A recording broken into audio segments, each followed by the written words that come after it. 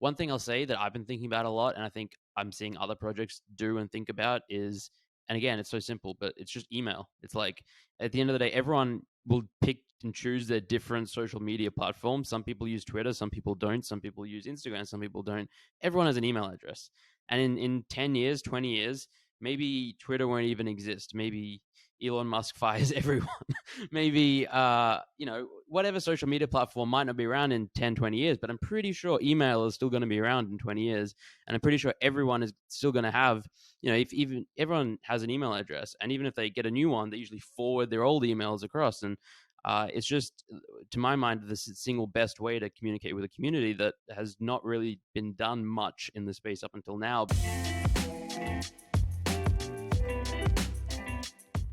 Hello, everyone, and welcome back to another ZenAcademy mentorship session. I'm Zeneca. I'm here with Christina, my lovely co-host, and we run these sessions to help give some advice or hear some feedback, answer some questions to project founders who are releasing a project in the NFT and Web3 space.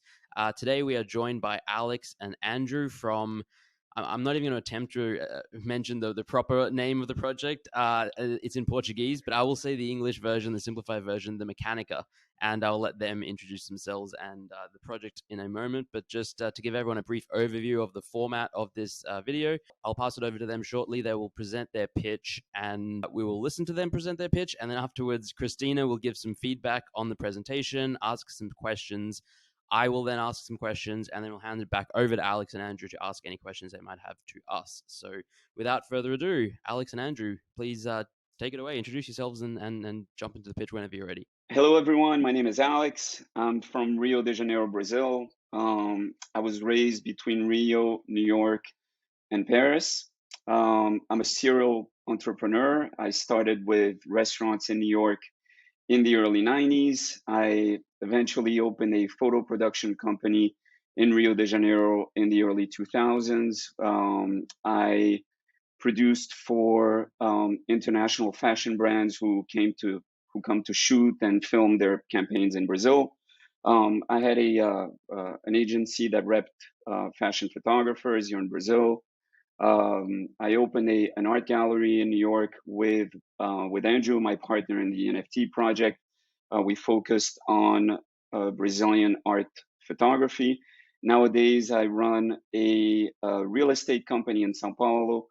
We buy, renovate, and sell apartments in historic buildings in São Paulo. And let's see, I got into Bitcoin in 2016. I bought some, I sold it before the bear market. I thought it was a genius. Kind of watched the whole space from afar. And in early 2021, Andrew was following these NFT projects. He came and spoke to me about him. I thought he was crazy. These little things with these monkeys and this and that. I didn't understand anything, but eventually it started to sink in and it made a lot of sense. And at that point, Andrew and I had a meeting and we decided to start Sociedade Mecânica de Futebol.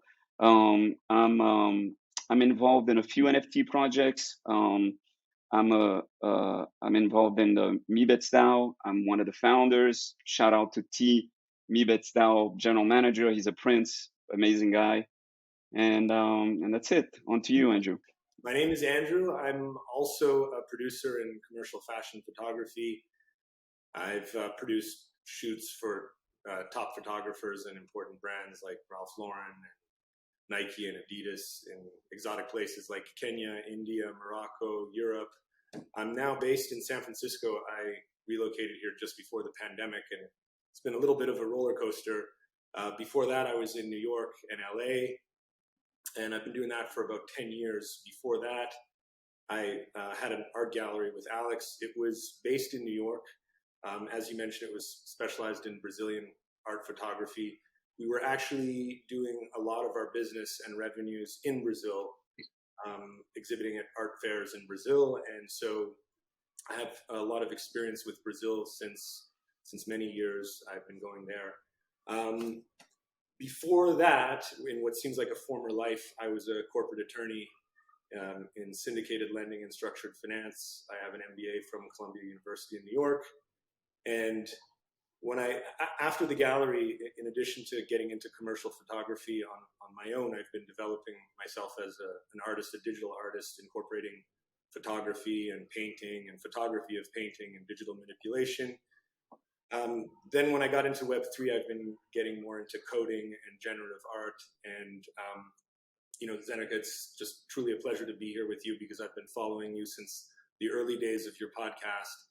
And like Alex said, this has brought us to where we are today, launching this project.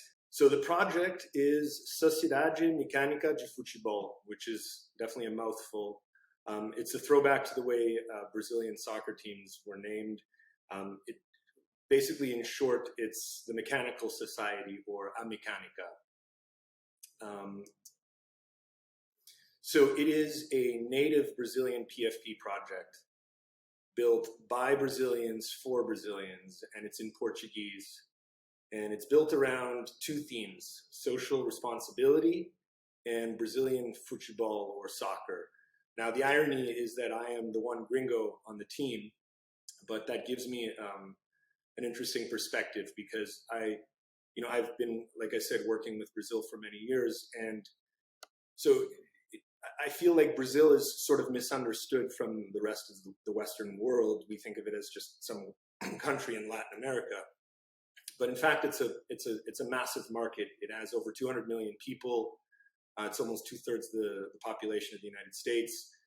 It has a lot of extreme wealth alongside, of course, a lot of extreme poverty. And but when it comes to its cultural markets, definitely in art and luxury brands, it looks to the rest of the outside world for the leading tastemakers and whatnot. But it doesn't exactly prostrate itself to those markets. In cultural industries, particularly music, Brazil really marches to its own tune.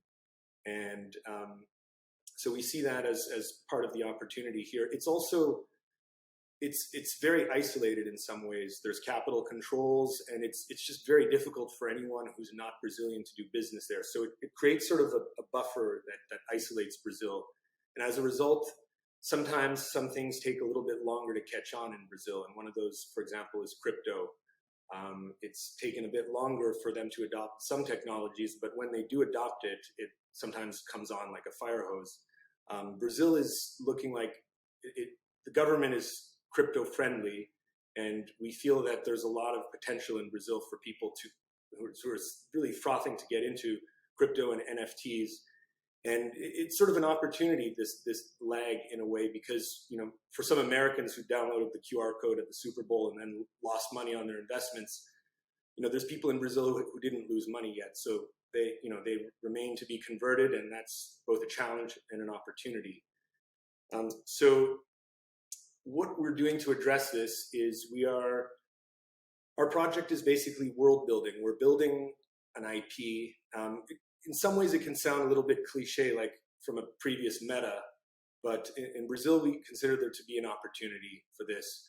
We have assembled a team of talented creatives. In total, we have a team of over 20, which includes talented professionals in marketing and social media. We've also partnered with a comic book agency in Rio. So we have a whole team of illustrators and colorists and writers, and we've developed a whole world. We have a Bible mythology that's all written out and can be accessed on our website. It is in Portuguese for anyone who would like to look at it.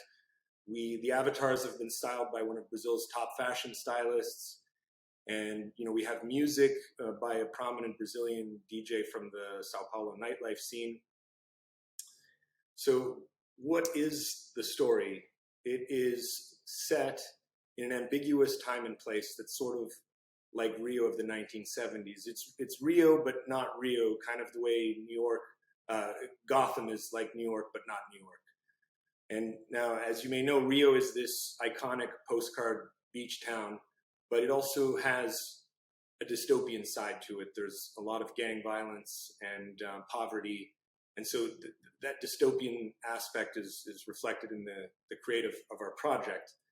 And so in this setting, we have these robots that were imported from Scandinavia to Rio. it's actually called Novo Coimbra instead of Rio. So these robots come from Scandinavia to take on the jobs that the menial and laborious jobs that humans don't want to do anymore. And these robots inhabit the favelas, and they're sort of looked down upon and mistreated by the humans. And in some ways, it's a metaphor for Brazilian society. These robots cannot fight back. They're programmed, in service of humans to be pacifist. However, they at some point discover the game of futebol or soccer, and quickly discover that they can beat their masters at their own game. And so they found this team of robots playing soccer, Sociedade Mecânica de Futebol. With that story as context, the mission of our project is social responsibility, and we are donating 10% of the mint directly to a nonprofit, Escola Maestro Junior, which is located in Favela da Babilônia in Rio de Janeiro. And I'll hand you over to Alex, who can tell you more about this. So AMJ, Escola Maestro Júnior, is an NGO that's in a favela in Rio de Janeiro. For the ones who don't know what a favela is, it's the word in Rio for shanty towns. Maestro Júnior, he is a Brazilian former soccer player. He used to play for the Brazilian national squad.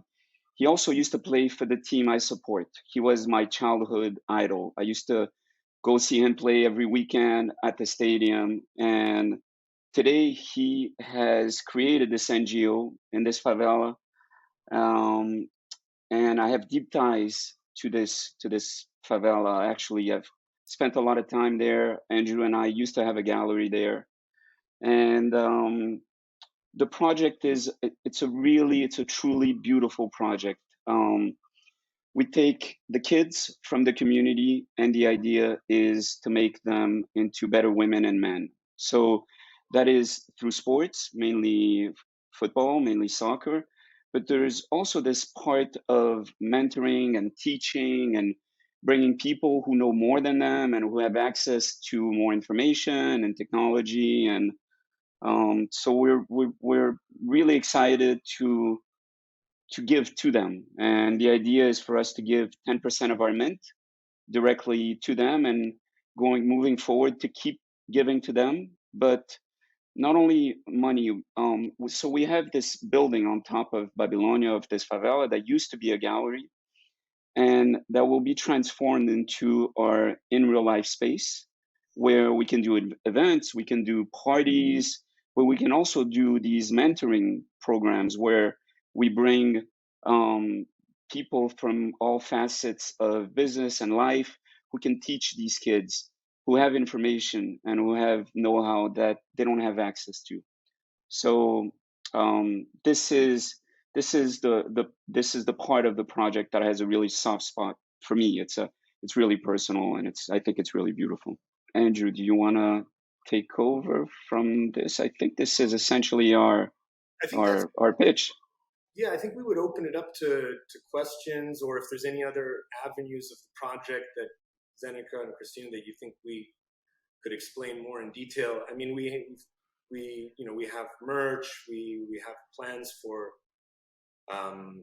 the IRL aspects. I would say that beyond the PFP project, we want to look at making this into, like we said, an IP property, but also a cultural hub where we could bring in, for example, our DJ wants to bring in other DJs and start making music NFTs under the banner of this project. And there's a lot of potential, I guess in our space, it can sometimes sound cliche, but I think there is, there's a lot of different things. This is just the early stage for us. But we wanted to start by building something and as opposed to just promising, where we've already built a lot. So yeah, I guess we would open it up to any questions that you have. Well done. I read. Okay. I really like the graphics. Super nice. I'm so curious to see more about this project. I enjoy the fact that you guys added the traction that you had so far. and how big the team is. So that's a really good job. What I would also, the personal story that Alex shared regarding the school, that's super nice, and it's lovely to see that you put your heart into it. What I would like to see more in the future, or you guys, when you're gonna pitch again, um, think about how you structure the problem and the solution. You did mention how Brazil is seen by the world, but I would have liked to see it in a slide, or maybe some I don't know, maybe pictures about the culture in Brazil, and some statistics, how much there's out there already, like in terms of blockchain, just to give more perspective, easy to understand as well. And the fact that you guys have a team so big, I would have liked to see their faces so that we can connect with everyone and see them. That would be just super beautiful if you could do it next time. And yeah, are you guys planning to expand your market? And I know you said it's built by Brazilians for Brazilians, but I'm just curious. So no, the idea is for us to essentially do a Brazilian project. It would be like um, you asking me, well, we have this Brazilian band and we're gonna sing in Portuguese. Do you also plan on singing in English to please the non? And that's not our. It was never our idea. I think the analogy there is, if you, I don't know if anybody knows Brazilian music. It's probably one of our biggest cultural assets. But think of Vinicius de Moraes. If he sang in English, it wouldn't be the same. So I think our strongest point, our is that we have this strong Brazilian culture expressed in Portuguese. And if people want to tap into that, then we're glad to translate some things and this and that. What we don't want to do is change the project just to make it more appealing to somebody who perhaps doesn't have a 100% grasp of what Brazilian culture and Brazilian football is. I don't know if that answers the Yeah, question. it does. And I respect that. Thank you. Yeah. I think I'm just gonna let Zeneca ask. Yeah. Thank you, Christina. And thank you, Alex and Andrew. That was an awesome pitch, all in all. And the project sounds amazing. It really does. It looks amazing. Sounds amazing. I I have a few questions, and I guess a comment first is when you first said that it was for like by Brazilians for Brazilians, the first thing that came to mind was like you're sort of limiting yourself in terms of market size and stuff. Uh, but I really don't see that as an issue just because of how large Brazil is and how large of a market it is and can be. So I've seen projects before where specifically like 2 or 3 actually Australian projects where they were like, okay, we're going to do a very Australian project and our market, and that's they largely struggled because the market is just so much smaller. It's like less than 10, I think maybe 10% of the population, and it is just not as doesn't have that as deep of a culture, I would say. I think Australia sort of like picks and pieces from like America and the UK and worldwide, whereas Brazil very clearly has, you have your own culture and with a large market. So I think I think it's awesome, and I think that it's great that you're sticking to that, and I really do think it'll be a success. I'd be curious to know a little more about I guess the financials. You've got 20 plus people on the team. Have you raised capital to support this project? Is the intention for the launch of the PFP to help pay for the team and going forward? And how are you planning to sort of make revenue to build out this IP in the longer term? That's something that I think is important for people to understand. The answer is yes. We have basically this team. We've bootstrapped it with some cash, but also tokens. So it's bootstrapped. The revenue model, it's sort of a hybrid at this point. I think the writing's on the wall. I don't think any PFP project can rely on secondary revenues going forward. That will eventually erode. So we're intending to keep back some of the tokens as equity. It's something that I'm very hesitant about because it's hard for me to see that other than as dilution. And, since the early days of stock operators, when the insiders start selling, that's kind of the sign of time to get out. But, in the absence of any other meta, possibly this can be accepted in Web3. But I would say the main pillar of our revenue model is built around IP. So we've definitely looked at CC0, and I think in many ways that's probably the license that makes the most sense. It's the most crypto native. But our idea is to build out an intellectual property platform. And like I said earlier, it sort of could sound like a cliche from another era, but for Brazil, I think the opportunity is real, because there is no Brazilian Disney, there is no Brazilian Star Wars. And with our finger on the pulse of the zeitgeist, with a project like this, the potential for it to be made into, other media assets across different media.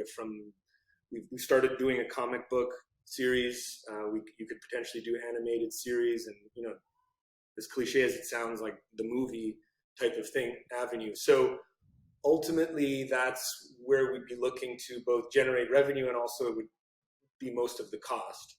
So at this point, it's been bootstrapped, and then we would use that going forward. We would use the mint as kind of the VC funding, if you will. I love it. That's music to my ears. I think my favorite types of projects are bootstrapped. And just to be clear, so you said you looked at CC0, but that's not the direction you're going in for the project? Yeah, we've looked at it. I mean, when it came out, for the longest time, we had been on the sort of full commercial rights, the Bored Ape model, for lack of a better nomenclature. Then, I've been listening to stuff about CC0. And like I said, I feel like in a lot of ways, it's the one that makes the most sense. If you look at Bored Apes, part of what allowed them to pull ahead of CryptoPunks, and I get most of this from listening to you, Zeneca, so. But just the fact that they were embracing derivative projects, and anything that built upon the meme of the apes was elevating the core project. And so, that seems to be most consistent with giving those rights away and saying, okay, do what you want. Like, this is part of the public domain. But what that removes then is the possibility of, like we said, building out the platform as, if it's based around intellectual property, building out a media platform. And so because of the isolation of the Brazilian market and the potential opportunity there, we think that is the model that still makes the most sense for us. Yeah, no, I agree completely, and I'm glad to hear that as well. I think I love CC0 in many instances, but it's very much not for every project. And if you're trying to build IP and an IP company, then you're giving away your most valuable thing if you're going CC0. So I think, yeah, I'm glad to hear that. In terms of like launch date, mint price, quantity size, where are you at in the life cycle for all of those things? That's a great question. It's actually something that one of the main things we were hoping to sort of bounce off of you. So just high level, we've kind of just started some social media marketing. Our marketing plan is basically prime the pump with social media advertising until we achieve sort of a critical mass. We're kind of taking a broad-pronged approach to Instagram, Twitter. Brazil is very, very much into Instagram. And so we've always had this, cognizant of the fact that things may not play out in Brazil the way they did for crypto Twitter more broadly. We also have to remind ourselves that everyone, including, I believe, yourself, it's not like you were on Twitter until you got into crypto Twitter. So people came into crypto Twitter without having been on Twitter previously. And part of that is because I think the interaction in Twitter lends itself well to chasing alpha. Remains to be seen whether that gets traction in Brazil or whether it's Instagram. We're kind of taking we'll see approach. Once we get a critical mass on social media, then we're going to sort of try to funnel people into our server. And there's another sort of bifurcation point. I know in one of your previous episodes, you discussed how Discord is not necessarily the be-all and the end-all of projects anymore, recognizing that there's many limitations to Discord. Some people especially as crypto or NFTs goes mainstream. I mean, some people are just not in for spending all night on these little chat rooms. And there's also a steep learning curve with Discord. So right now we have a Telegram and a Discord. We haven't really been pushing people to them yet. We're going to kind of see at the last minute if one or the other seems to be organically getting more traction. At that point, we're thinking of launching an allow list and sort of following on the DGOD's model of using an application process to sort of create a sense of scarcity as opposed to something that anyone can get. People sometimes don't value what they have for free. I think the insight there is that, if you create the sense of scarcity, if you have to apply to the project, and then when you get in, you feel this sense of achievement, like you get into college and you share it with all your friends. So we would build this allow list. And now the interesting question that you asked is, right as it stands right now, the size of our collection and the price are TBD. And the reason for that is because, we're in a bear market, but also Brazil is a new market. So it's very challenging for us to kind of figure out what, CryptoPunks was like, okay, well, we'll pick a number, we'll do 10,000. And then that became this meta that everybody was like, well, that number seems to work fine, so let's do that. And these collections are selling out, and this is great. But we're not in that world anymore, unfortunately. So part of the strategy that we had, which I'd be really grateful to have your insights on, is, in tune with this idea of building in public, building out in the open and involving the community. We're going to suggest that when we launch this allow list, and we'll be transparent about it, that once the allow list closes, then we will use that information to gauge demand and figure out what's the appropriate size. Because we don't want to make the collection too big, because then it sort of flops, the air comes out. And you don't want to make it too small, because we want to, after all, the value is the community. So we want to make it as big as possible without making it too big. And so kind of like being transparent about the fact that we will inform ourselves based on the allow list to determine the size of the mint.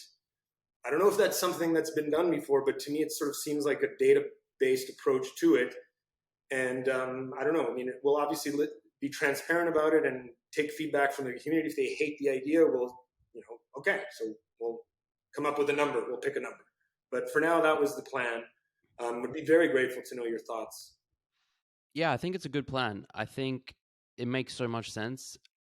I've seen it done before, in the sense that projects will sort of wait until closer to sort of when they're hoping to launch to decide the price and even quantities to some extent, where maybe in their mind they're like, we're going to do a 10K project, but then it's getting closer to the mint day and they're like, you know what, that's too much in this market, we're actually going to do 5K. And maybe some of them communicate that all the way and they say they were starting as a 10K and then they cut supply. Some of them just say supply is TBD as well. And I think it's really smart. I think it is, especially for a new market, and giving yourself that flexibility is, especially in a bear market, especially a new market, is really just smart. So I think that's great.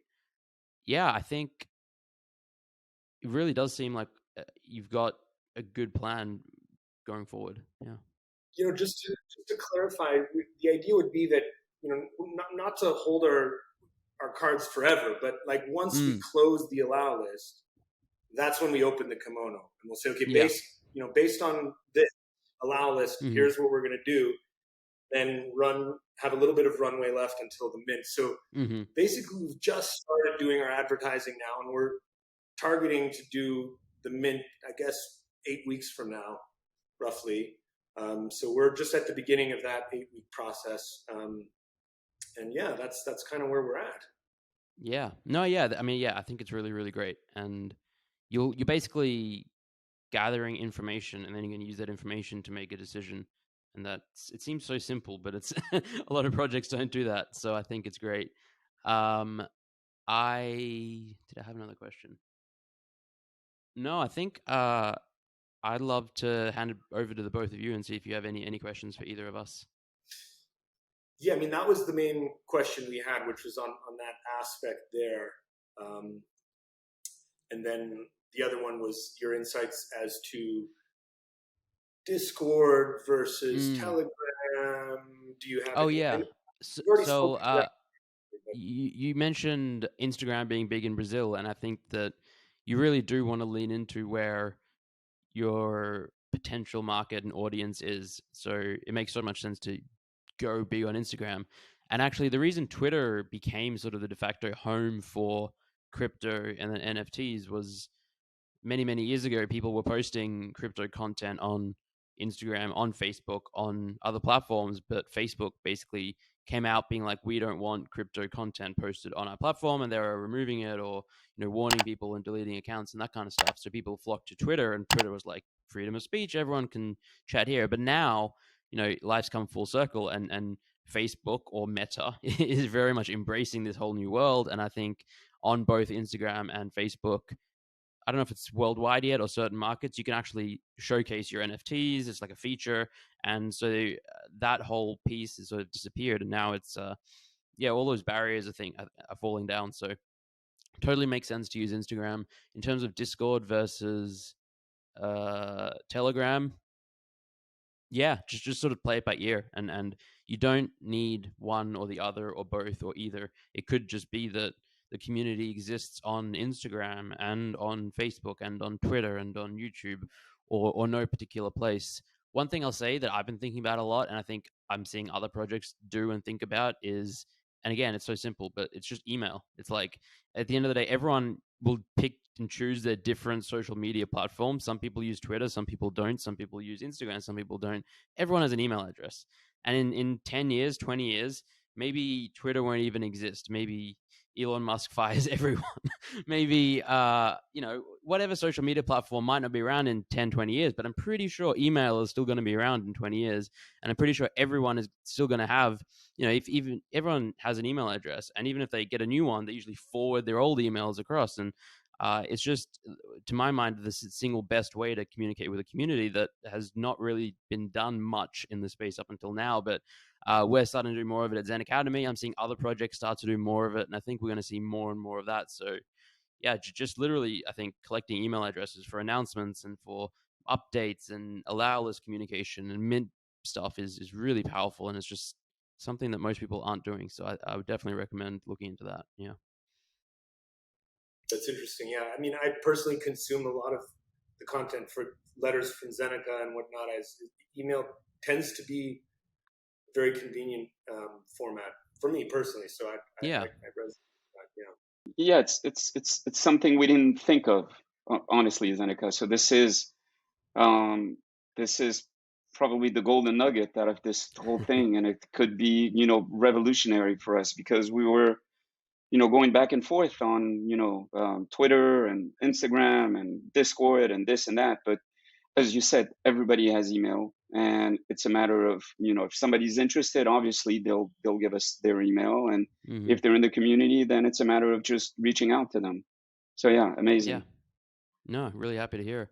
I'll say one more thing that we're not doing this, but I'm just hearing that SMS is like the biggest thing these days for reaching people. It's like, I know it doesn't really gel well with crypto because it's like privacy and security, and people don't want to put their phone number, and people don't like being spammed by messaging. But for whatever reason, a lot of people are saying that is the best way to sort of get people's attention. And I just don't know what the culture is like in different countries or in different circles. But yeah, crypto has generally shied away from phone numbers and any personal information, but they also shied away from email until more recently, and shied away from Instagram until recently. So I think as the world opens up and expands, and the entire market becomes literally everyone on Earth, then some of the more traditional routes start to make more sense. But yeah, it's definitely riskier to ask people for a phone number. So I'd probably advise sticking to email. But again, I don't know what the market is like. I know in different countries like India or the Philippines, there's a lot of people that use WhatsApp, and it's a good way to communicate. So Same thing in Brazil. The whole country was on WhatsApp before Facebook picked it up, and it's everybody, absolutely everybody uses it. There isn't one person in the country who doesn't. So that's the way to go here. And again, it's something that's so it's so plentiful and available that we didn't think about it either. But it makes a lot of sense because everybody's on it. Yeah, for sure. Yeah, amazing. listening to your core audience, because like Alex was saying, it's so big in Brazil that for our team internally, we communicate on WhatsApp because that's what everybody has. And we're constantly faced, okay, should we start pushing people? Should we start forcing the meetings to happen in Discord? But everybody's on WhatsApp. So sometimes it's a matter of listening to your audience, or your target audience at least, and not thinking in terms of inside the box of the way things. There's a way that it has to be done.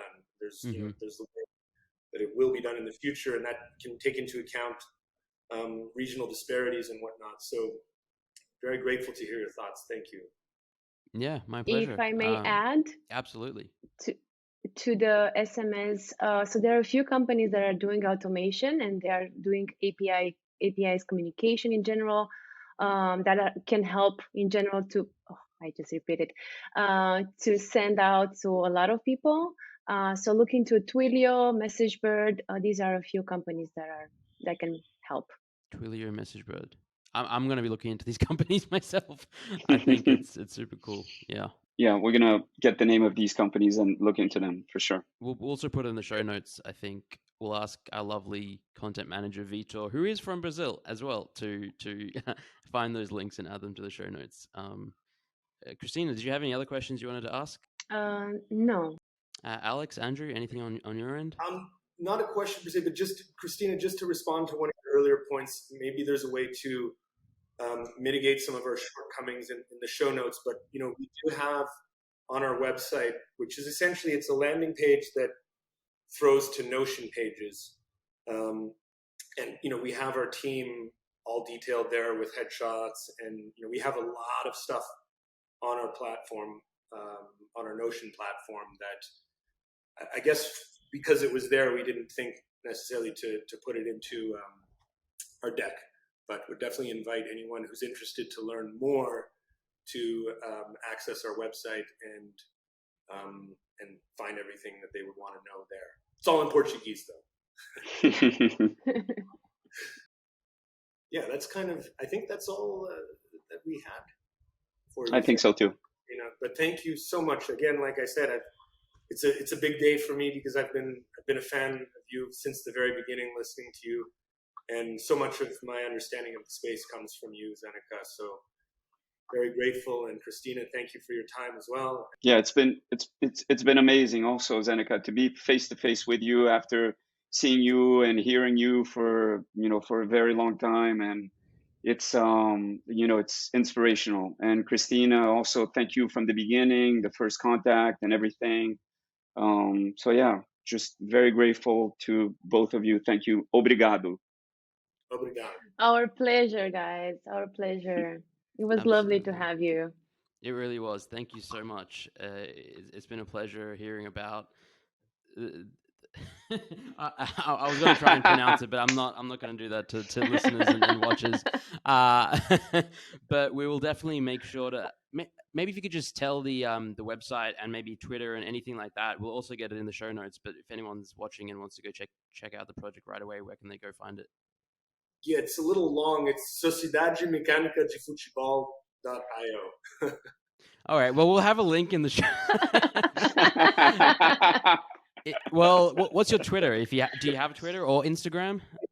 We do. We have. It's SOC Mecanica. SOC Mecanica. Much better. Easier for the gringos like me. Amazing. Well, thank you so much. We'll make sure to have links in the show notes below. Thank you for watching. Anyone who's watching, if you want to go check out more, go to the website. Again, it is in Portuguese, but I really I'm interested. I want to keep an eye on the project, even though I don't speak Portuguese. I think there's something special happening here with the IP and I remembered one more question.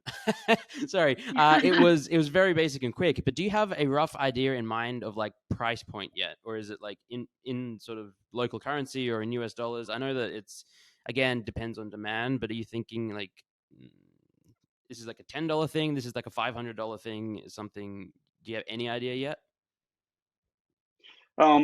We do. We're probably thinking between 0.05 and 0.1, something like this. Okay. Yeah, that's great. So that's about 60 to $120 US. Yeah. very reasonable and in line with most other projects. So cool. Just wanted to check that. And I mean, sometimes you hear projects that are like, we're doing this, but it's a 1 ETH mint price, which doesn't always make sense, but sometimes it does if they're going for that. And other times it's a free mint or it's a 0.01, and it's just good to give some sort of frame of reference to get where your head's at. So all right, Yeah. I'll wrap up more quickly. I won't thank everyone again, but I will. Thank you again. It's been really fun. And anyone watching, make sure to check out the show notes, and I look forward to the next one. Thank you all.